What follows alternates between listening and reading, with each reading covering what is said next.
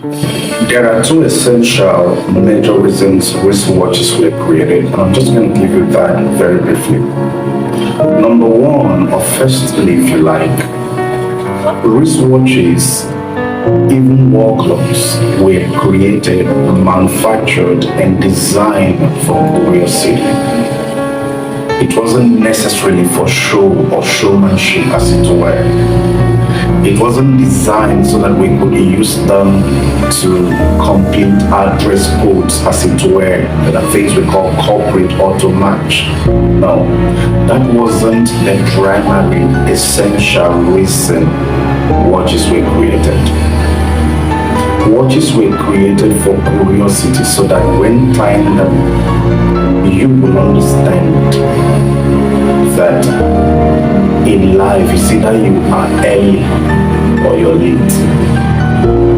Reason number two, watches were designed or manufactured to be tied by or around our left wrist.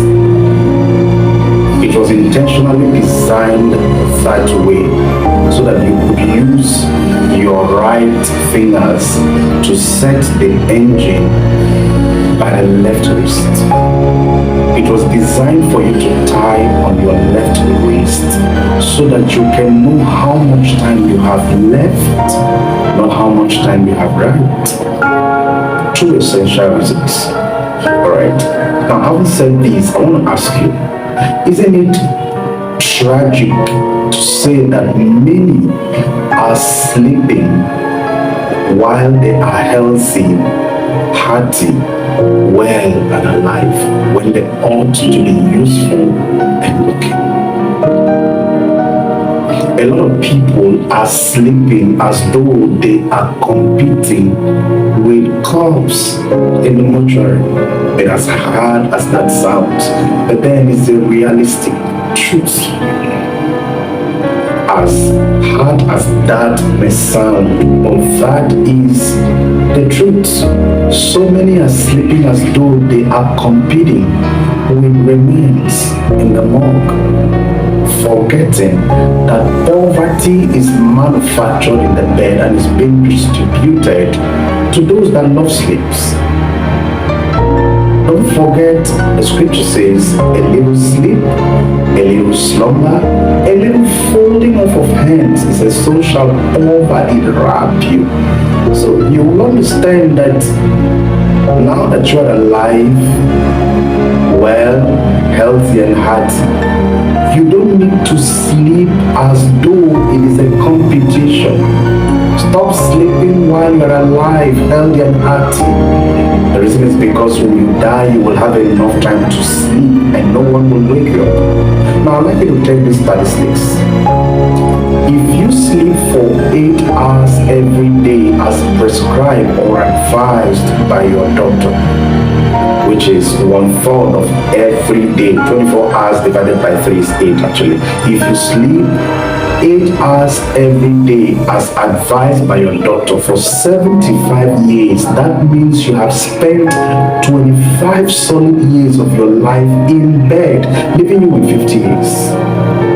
Perhaps you're 50 years old right now as you listen to me. If you sleep 8 hours every day, that means you've spent 16 whole years of your life in bed, leaving you with 34 years.